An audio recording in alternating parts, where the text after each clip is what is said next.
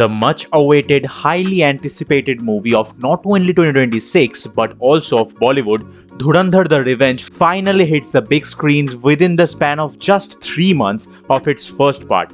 People were waiting to root for the character of Jaskirat Singh Rangi and his past, what actually made him Hamza Ali Mazari. How is Aditya Dhar's own brainchild massacre at the box office with his vision and the unprofessionalism of Geo Studios to put paid preview and not deliver the material on time? This video will be all about those. So many things to tell, so hang tight with me, and this video will be completely spoiler free. If I come to the good parts of this, then the scale and the vision of Aditya Dhar will top the list. Both the movies were shot in a single go, but nobody can tell that with the showcasing. It was that good. The grandeur he infused into the sequences where it was needed is remarkable. This film focuses entirely on the espionage aspect this time, unlike the last installment, which was a multi-genre. To effectively convey this, it is essential to delve into the psyche of the protagonist, exploring his demeanor and interactions with each character. The narrative unfolds like a game of chess, where every move must be carefully calculated. How you position your pieces will determine your success. Every single character has been strategically placed, contributing to the film's emotional impact, which will resonate with you after long viewing. Whether it's Hamza with Yalina or Alam Bhai, the moments crafted around them are so thoughtfully composed that they will hit you instantly. The build-up in the first part, where closure is achieved, is truly heartwarming. Additionally, in Jaskirat's backstory, the reason for his carnage mode is effectively conveyed, ensuring that director Aditya Dhar makes you root for the character with every single step. The movie draws several parallels with the first installment, which I of course won't reveal here to avoid spoilers. However, it does reflect certain realities, so those who labeled the previous film as right-wing propaganda, वो तो जौहर करने वाले हैं अब. The music of Shashwat Sachdev is the soul of this movie again.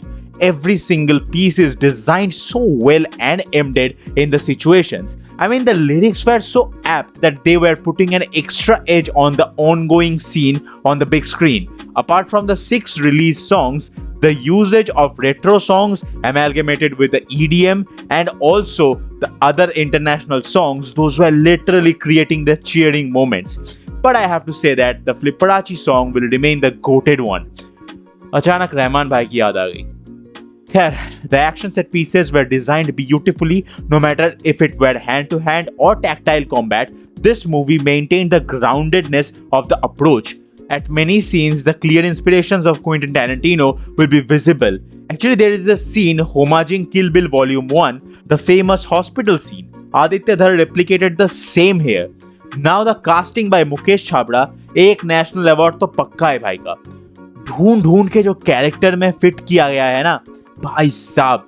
Kareena Kapoor aka Arjun Rampal as Major Iqbal did a tremendous job portraying the angel of death, which many are skeptical of, but as I said in this video, if someone's character is going to be attached with you emotionally, then that will be Hamza's character, not Iqbal. So they did exactly that in here.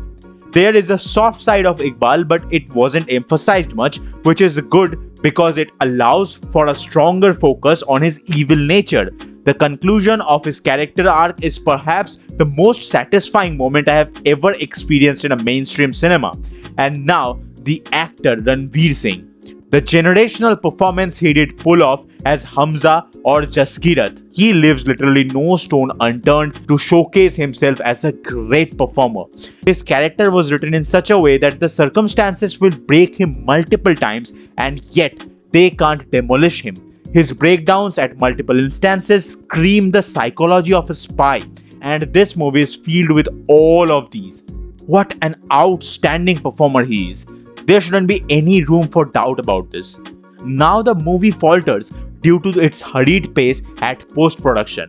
A flaw that has been noted and is evident is the sound designing and editing, particularly during the climax. The initial adrenaline rush provided by the RERE song is somewhat diminished in the first half in my opinion. When you are telling such an expansive story, I believe there has to be a gradual uplifting to showcase a big event, which will be good for the audience to be on the edge of their seats. The same approach was used in the first part, which is why Jaskirat's backstory felt less impactful. It needed to have a stronger effect. They could have dedicated more time to enhancing the visual experience instead of focusing solely on the narrative. And CBFC. यार क्या फूक के इन्होंने sensor किया है बताना जरा. At the same line, same गाली, एक ही जगह पे गाली पूरा है, दूसरी जगह पे गाली आधा म्यूट कर दिया गया है. वाह. But on a good note, censoring of CBFC actually didn't harm the viewing experience, which is what I feared. But you are tagging it 18 plus and muting the abusive words. Why? What's the need, bhai? And Geo Studios, इतना तो professionalism बनता है ना, when you are proudly announcing paid previews just before a day of release and not delivering the material on time, creating unnecessary hassle for the audience. Ticket price पे किसी और दिन चर्चा होगा. The history of Bollywood shows that whenever it has attempted to create such villains, it has ultimately undermined them. The movie will go all out in the end, no matter of what.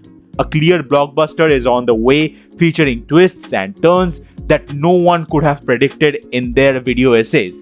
This film provides proper closure to everything that has been set up. The unique portrayal of Bade Saab heightened my enthusiasm for Aditya Dhar's thought process. Both the movies are completely different in terms of treatment and genre. The sequel incorporates subtlety into the massy moments, which were enough to transform the theater into a stadium. The claptrap moments at the closures were literally fueling the fire to the audience. We were truly not ready for Aditya Dhar's vision this time. Just go and watch this movie. You won't even notice the runtime of 4 hours. In fact, you will find yourself wanting more by the end. And that's the video. So what are your thoughts about this movie? Let me know in the comments below. You can follow me on my socials. These are the handles. Thank you so much for watching. See you at the point of view.